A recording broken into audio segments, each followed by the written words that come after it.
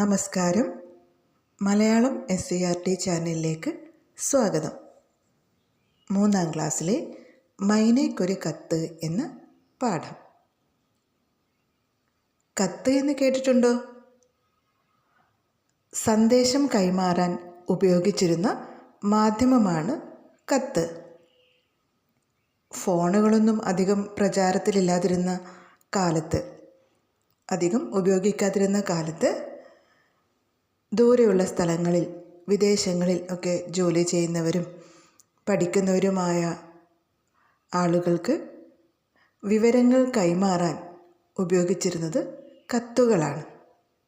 ഇൻലൻഡിലോ അല്ലെങ്കിൽ പോസ്റ്റ് കവറിലോ ഒക്കെ എഴുതി തയ്യാറാക്കി പോസ്റ്റ് ബോക്സ് മുഖേന, പോസ്റ്റ് ഓഫീസ് മുഖേന അയക്കുകയായിരുന്നു ചെയ്തിരുന്നത്. അങ്ങനെ പ്രിയപ്പെട്ടവരുടെ കത്തും അതുപോലെ പൈസയും, മണി ഓർഡറായിട്ട് അയക്കുന്ന പൈസയും ഒക്കെ കാത്ത് നിൽക്കുന്ന ഒരുപാട് കുടുംബങ്ങളുണ്ടായിരുന്നു നമ്മുടെ നാട്ടിൽ. ഇന്ന് സ്മാർട്ട് ഫോണിൻ്റെ കാലമല്ലേ. ദൂരെയുള്ളവരെ നേരിട്ട് കാണാൻ തന്നെ കഴിയുന്നു, നേരിട്ട് സംസാരിക്കാൻ കഴിയുന്നു. അപ്പോൾ കത്തുകൾക്കൊന്നും ഒരു പ്രാധാന്യവുമില്ലാതായി. ഇപ്പോഴും ചില രേഖകളും സന്ദേശങ്ങളും ഒക്കെ പോസ്റ്റ്മാൻ മുഖേന എത്തിക്കാറുണ്ട് അല്ലേ. ബാങ്കുകൾ അയക്കുന്ന ചില സന്ദേശങ്ങൾ അല്ലേ, കാർഡുകൾ, അതുപോലെ സർക്കാർ ഓഫീസുകളിൽ നിന്നും വരുന്ന licence, driving licence, Aadhaar card തുടങ്ങിയവയൊക്കെ വീട്ടിലേക്ക് കൊണ്ടുവരുന്നത് നിങ്ങൾ കണ്ടിട്ടുണ്ടാവുമല്ലോ. കത്തുകൾ അയക്കാൻ ഉപയോഗിച്ചിരുന്നത് ഇൻലൻഡാണെന്ന് പറഞ്ഞല്ലോ. ഇതാണ് ഇൻലൻഡ്. ഇത് അതിൻ്റെ പുറം ഭാഗമാണ്. ഇതിൻ്റെ ഉൾഭാഗത്താണ് എഴുതുക. ഇവിടെ എഴുതുന്നത് ആർക്കാണോ നമ്മൾ കത്തയക്കുന്നത് അവരുടെ പേരും മേൽവിലാസവുമാണ് ആ വരകളിൽ എഴുതുക. താഴെ കാണുന്ന ബോക്സ് പിൻ നമ്പർ എഴുതാനുള്ളതാണ്. അത് കഴിഞ്ഞ് താഴെയുള്ളത് ചെറിയ വരകൾ കാണുന്നില്ലേ, അവിടെ നമ്മുടെ പേരാണ് എഴുതുക. അതായത് നമ്മളാണല്ലോ കത്തയക്കുന്നത്, അപ്പോൾ നമ്മുടെ പേരും സ്ഥലവും ഒക്കെ എഴുതാനുള്ളതാണ് ആ വരകൾ. എഴുതി കഴിഞ്ഞതിന് ശേഷം മടക്കി ഒട്ടിച്ച് ഇത് പോസ്റ്റ് ബോക്സിൽ കൊണ്ടിടും. പോസ്റ്റ് ബോക്സ് ഇതാണ്. നിങ്ങൾ കണ്ടിട്ടുണ്ടോ? പോസ്റ്റ് ഓഫീസിൻ്റെ സമീപത്തും അതുപോലെ വായനശാല, ബസ് സ്റ്റോപ്പ്, പ്രധാനപ്പെട്ട കവലകൾ, അവിടെയൊക്കെ ഇതുപോലുള്ള ബോക്സുകൾ ഉണ്ടാകാറുണ്ട്. അതിൻ്റെ മുകളിൽ കാണുന്ന ആ ദ്വാരത്തിലൂടെയാണ് കത്തുകൾ ഇടുക. പിന്നെ അതിലുള്ള കത്തുകൾ എങ്ങനെ എടുക്കുക? ആരാ എടുക്കുക? പോസ്റ്റ്മാനാണ് എടുക്കുക. പോസ്റ്റ്മാൻ്റെ കയ്യിൽ അതിനുള്ള ചാവിയൊക്കെ ഉണ്ടാവും. അതിൽ കാണുന്നില്ലേ ഒരു ലോക്ക് കാണുന്നില്ലേ, അത് തുറന്നിട്ട് അതിൻ്റെ ഉള്ളിൽ നിന്നും കത്തുകളൊക്കെ കളക്ട് ചെയ്തിട്ട് പോസ്റ്റ് ഓഫീസിൽ എത്തിക്കുകയാണ് ചെയ്യുക. അവിടുന്ന് സീലൊക്കെ വെച്ച് അഡ്രസ്സ് നോക്കിയിട്ട് ഓരോ സ്ഥലങ്ങളിലും എത്തിക്കും പോസ്റ്റ്മാൻമാർ. ഇനി നമ്മുടെ പാഠത്തിൽ ആരാണ് കത്തയച്ചത്, ആർക്കാണ് കത്തയച്ചത് എന്ന് നോക്കാം. മൈനയ്ക്കൊരു കത്ത്. ഇൻലൻഡിൻ്റെ ചിത്രമാണല്ലേ എവിടെയുള്ളത്. ഇൻലൻഡിൽ തന്നെയാണ് അയച്ചിട്ടുള്ളത്. ആർക്കാണ് കത്തയച്ചിട്ടുള്ളത്? മൈനയ്ക്ക് അല്ലേ. മൈനയ്ക്കൊരു കത്ത് എന്നാണ്. അപ്പോൾ മൈനയ്ക്കാണ് കത്തയച്ചിട്ടുള്ളത്. മൈന ഒരാളുടെ പേരാണ് കേട്ടോ. അതിൻ്റെ താഴെ സ്ഥലത്തിൻ്റെ പേര് എഴുതിയിട്ടുണ്ട് അല്ലേ, വലതുവശത്തായിട്ട്. കാക്കത്തോട്. ഡേറ്റും ഉണ്ട്, 1/6/2024.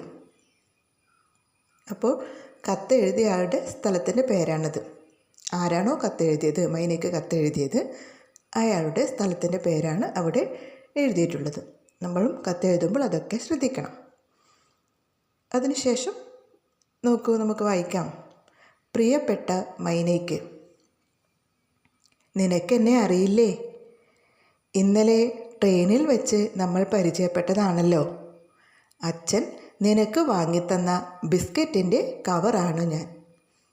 ആരാണ് മൈനയ്ക്ക് കത്തെഴുതിയതെന്ന് മനസ്സിലായല്ലോ. ആരാണ്? ബിസ്ക്കറ്റ് കവറാണ് അല്ലേ. ആരാണ് ബിസ്ക്കറ്റ് വാങ്ങിക്കൊടുത്തത് മൈനയ്ക്ക്? അച്ഛൻ വാങ്ങിക്കൊടുത്തതാണ്. ബിസ്ക്കറ്റ് തിന്നു കഴിഞ്ഞ് നീ എന്നെ പുറത്തേക്കെറിഞ്ഞില്ലേ? കാറ്റിൽ പാറി നടക്കുമ്പോൾ എനിക്ക് ആദ്യം സന്തോഷമാണ് തോന്നിയത്. പക്ഷികളെ പോലെ, ചിറകു വിരിച്ച് പറക്കുന്ന പക്ഷികളെ പോലെ ഇങ്ങനെ കാറ്റത്ത് പാറി നടക്കാൻ ഒരു രസമൊക്കെ തോന്നിയിട്ടുണ്ടായിരുന്നു ബിസ്ക്കറ്റ് കവറിന്.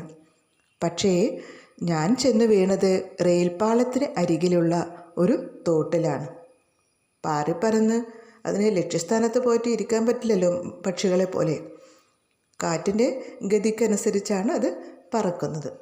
ഒടുവിൽ അത് ചെന്ന് വീണത് എവിടെയാണ്? റെയിൽപാളത്തിന് സമീപത്തുള്ള ഒരു തോട്ടിൽ.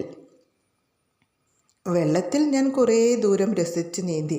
വെള്ളത്തിൽ വീണതും രസകരമായ അനുഭവമായിരുന്നു നമ്മുടെ ബിസ്ക്കറ്റ് കവറിന്. അപ്പോൾ നല്ല രസത്തോടെ നീന്തുകയാണ് ആദ്യം ചെയ്തത്. അതിനിടയ്ക്ക് തോട്ടിലേക്ക് ചാഞ്ഞു നിൽക്കുന്ന ഒരു മുളങ്കമ്പ് എന്നെ തടഞ്ഞു നിർത്തി. അപ്പോൾ ഒഴുകിക്കൊണ്ടിരിക്കുകയാണ്, വെള്ളത്തിൻ്റെ ഗതിക്കനുസരിച്ച് ഇങ്ങനെ രസിച്ച് നീന്തിക്കൊണ്ടിരിക്കുകയാണ് ബിസ്ക്കറ്റ് കവർ. അപ്പം അങ്ങനെ നീന്തിക്കൊണ്ടിരിക്കുന്ന ഒരാൾ തടഞ്ഞു നിർത്തി. ആരാ തടഞ്ഞു നിർത്തിയത്? തോട്ടിലേക്ക് ചാഞ്ഞു കിടന്ന ഒരു മുളയുടെ ശാഖ അല്ലേ, മുളയുടെ കൊമ്പ് തടഞ്ഞു നിർത്തി. അവിടെ ചിത്രത്തിൽ കാണുന്നുണ്ടല്ലേ ബിസ്ക്കറ്റ് കവറിനെ തടഞ്ഞു നിർത്തിയിരിക്കുന്ന മുളയുടെ കൊമ്പ്. അപ്പോൾ മുളങ്കമ്പ് എന്നെ തടഞ്ഞു നിർത്തി. ഒറ്റപ്പെട്ടു പോയ എന്നെ മുളങ്കമ്പ് തൊട്ട് തലോടി. അപ്പോഴെനിക്ക് വലിയ ആശ്വാസം തോന്നി. ബിസ്ക്കറ്റ് കവറിനെ മൈന പറത്തി വിട്ടതല്ലേ അല്ലേ, ഉപേക്ഷിച്ചതാണ്. അപ്പോൾ ഒറ്റപ്പെട്ടു പോയ വിഷമം ഇല്ലാതായത് മുളങ്കമ്പിൻ്റെ തലോടലേറ്റപ്പോഴാണ്. നീ എനിക്കകത്ത് ബാക്കി വെച്ച ബിസ്ക്കറ്റ് തുണ്ടുകൾ ഞാൻ കുഞ്ഞി പരലിന് കൊടുത്തു. പരൽ മീനാണല്ലേ, പരൽ മീനുകൾ. ആ ബിസ്ക്കറ്റ് കവറിനുള്ളിൽ ചില ബിസ്ക്കറ്റ് കഷ്ണങ്ങളൊക്കെ ഉണ്ടായിരുന്നു, പൊടികളൊക്കെ ഉണ്ടായിരുന്നു. ബിസ്ക്കറ്റ് തുണ്ട് കഷ്ണമാണ്. കഷ്ണങ്ങൾ കുഞ്ഞി പരൽ മീനിന് കൊടുത്തു. അപ്പോൾ നമ്മുടെ കവറിൻ്റെ ഉള്ളിലേക്ക് കയറിയ പരൽ മീനുകൾ ആ ബിസ്ക്കറ്റുകളൊക്കെ തിന്നു. കവറ് പറയാണ് ഞാനതിന് തിന്നാൻ കൊടുത്തു എന്ന്. അത് തിന്നു കഴിഞ്ഞപ്പോഴേക്കും ഒഴുക്കിൽപ്പെട്ട് ചുളുങ്ങിപ്പോയ എൻ്റെ വയറ്റിൽ അവൾ കുടുങ്ങിപ്പോയിരുന്നു. ഒഴുകിക്കൊണ്ടിരിക്കുകയായിരുന്നു. അതിനിടയിലാണ് ഈ മുളങ്കമ്പ് തടഞ്ഞു നിർത്തിയത്. അതുകൊണ്ട് തന്നെ ചില ഭാഗത്ത് വെള്ളമായി, ചില ഭാഗത്ത് വെള്ളമില്ലാതെയൊക്കെ ചുരുണ്ട് കിടക്കുകയായിരുന്നു ഈ ബിസ്ക്കറ്റ് കവർ. അതിൻ്റെ ഉള്ളിൽ കുടുങ്ങിയിട്ട് ഈ മീനിന് പുറത്ത് കിടക്കാൻ പറ്റാതായി.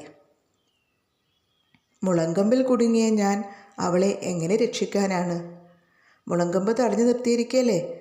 ഒഴുകിക്കൊണ്ടിരിക്കുകയാണെങ്കിൽ തീർച്ചയായും വീണ്ടും വെള്ളമൊക്കെ നിറഞ്ഞിട്ടതിന് പുറത്ത് കിടക്കാനുള്ള വഴിയൊരുങ്ങും. പക്ഷേ ഇത് തടഞ്ഞു നിർത്തപ്പെട്ടതിനാൽ ബിസ്ക്കറ്റ് കവറിൻ്റെ ഉള്ളിൽ ആ മീൻ കുടുങ്ങിപ്പോയി. ചുളിവുള്ള ഭാഗത്ത് അത് കുടുങ്ങി നിന്നു. ഇനിയൊന്നും പറഞ്ഞിട്ട് കാര്യമില്ല. ഇനിയെങ്കിലും എന്നെപ്പോലെയുള്ളവരെ നീ വഴിയിലേക്ക് വലിച്ചെറിയരുതേ. ഇനിയെങ്കിലും ഇങ്ങനെയുള്ള കവറുകൾ, ബിസ്ക്കറ്റ് കവറുകൾ, പ്ലാസ്റ്റിക് കവറുകൾ കാണുന്നിടത്തൊന്നും വലിച്ചെറിയരുതേ. ഞങ്ങളെ കഴുകി സൂക്ഷിച്ചു വെച്ച് ഹരിതകർമ്മ സേനാംഗങ്ങൾ വരുമ്പോൾ അവർക്ക് നൽകൂ.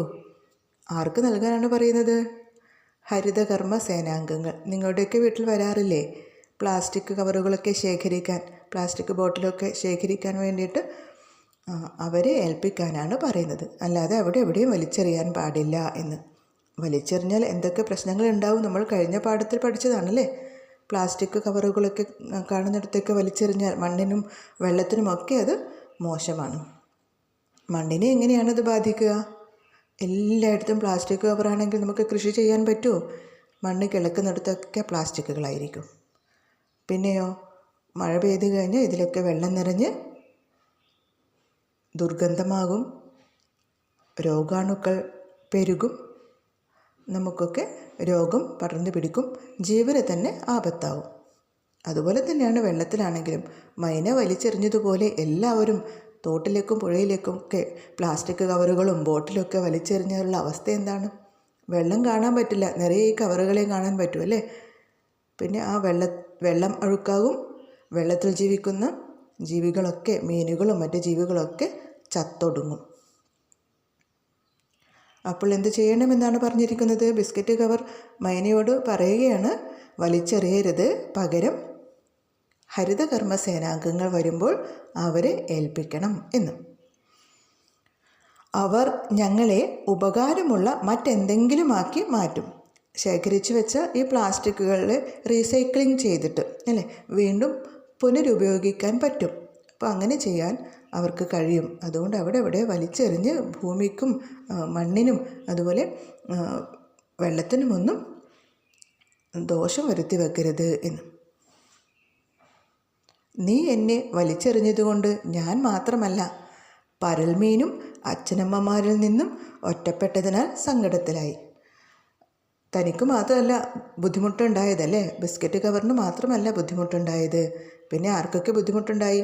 പരൽമീനിൻ്റെ അല്ലേ, പരൽമീനിന് ബുദ്ധിമുട്ടുണ്ടായി. അതിൻ്റെ അച്ഛനും അമ്മയും കാണാത്ത ബുദ്ധിമുട്ടായി. അച്ഛനും അമ്മയ്ക്കും പരൽമീനിനെ കാണാൻ പറ്റാത്ത, തൻ്റെ കുഞ്ഞിനെ കാണാത്തതിനുള്ള വിഷമമായി. അപ്പോൾ ബിസ്ക്കറ്റ് കവറിനെ മാത്രമല്ല ബുദ്ധിമുട്ടിച്ചത്, പരൽമീനിൻ്റെ കുടുംബത്തെയും ബുദ്ധിമുട്ടിച്ചു, സങ്കടത്തിലാക്കി മൈനയുടെ പ്രവൃത്തി. ഇനിയെങ്കിലും ഞങ്ങളെപ്പോലെയുള്ളവരെ പുറത്തേക്ക് എറിയാതിരിക്കണേ. നിങ്ങളുടെ മണ്ണും വെള്ളവും ചുറ്റുമുള്ള ജീവികളും നശിച്ചു പോകാതിരിക്കട്ടെ. അപ്പോൾ ഇങ്ങനെ വലിച്ചെറിയരുത്. വലിച്ചെറിഞ്ഞാൽ ജീവികളും അതുപോലെ മണ്ണും വെള്ളവുമൊക്കെ നശിച്ചു പോകും. അപ്പോൾ നമ്മൾ എന്ത് ചെയ്യണം? പ്ലാസ്റ്റിക് കവറുകളൊക്കെ ഹരിതകർമ്മ സേനാംഗങ്ങളെ ഏൽപ്പിക്കണം. നമ്മുടെ വീടും പരിസരവുമൊക്കെ ശുചിത്വമുള്ളതാക്കാൻ നാം ഓരോരുത്തരും ഒത്തൊരുമിച്ച് പ്രവർത്തിക്കണം എന്നാണ് ഈ ഒരു പാഠം നമുക്ക് പറഞ്ഞു തരുന്നത്. നിനക്ക് നന്മകൾ നേരുന്നു, സ്നേഹത്തോടെ ബിസ്ക്കറ്റ് കവർ. ഇപ്പോൾ കത്തെഴുതേണ്ടത് എങ്ങനെയാണെന്ന് മനസ്സിലായോ? ആദ്യം സ്ഥലത്തിൻ്റെ പേര് വേണം, കത്തെഴുതുന്ന ആളുടെ സ്ഥലത്തിൻ്റെ പേര് വേണം, തീയതി വേണം. ഇവിടെ കാക്കാത്തോട് അതുപോലെ 1/6/2024 എന്ന് എഴുതിയതുപോലെ എഴുതണം. പിന്നെ ആർക്കാണോ കത്തെഴുതുന്നത് അവരുടെ പേര് പറഞ്ഞുകൊണ്ട് വേണം തുടങ്ങാൻ. പ്രിയപ്പെട്ട മൈനയ്ക്ക് എന്ന് തുടങ്ങിയതുപോലെ ചെയ്യണം. പിന്നെയോ നല്ലൊരു തുടക്കമുണ്ടായിരിക്കണം അല്ലേ. നിനക്കെന്നെ അറിയില്ലേ എന്നൊക്കെ ചോദിച്ചുകൊണ്ടാണ് തുടങ്ങുന്നത് അല്ലേ. അപ്പം അങ്ങനെ നല്ലൊരു തുടക്കമുണ്ടായിരിക്കണം. ചുരുക്കി പറയണം കാര്യങ്ങൾ. നമുക്ക് പറയാനുള്ള കാര്യങ്ങൾ ചുരുക്കി വേണം പറയാൻ. പരത്തി പറഞ്ഞ് ആളുകളെ ബോറടിപ്പിക്കാൻ പാടില്ല. അപ്പോൾ ചുരുക്കി പറയണം, നല്ല ഭാഷയിലാവണം. എന്ന് വെച്ചാൽ വായിക്കുന്നവർക്ക് ഇഷ്ടം തോന്നണം. പിന്നെയോ നല്ലൊരു അവസാനവും വേണം അല്ലേ. ആശംസകൾ നേർന്നുകൊണ്ടുള്ള അവസാനമായിരിക്കണം ഉണ്ടാവേണ്ടത്. പിന്നെ സ്നേഹത്തോടെ ബിസ്ക്കറ്റ് കവർ എന്നിങ്ങനെ എഴുതിയതുപോലെയും എഴുതേണ്ടതാണ്.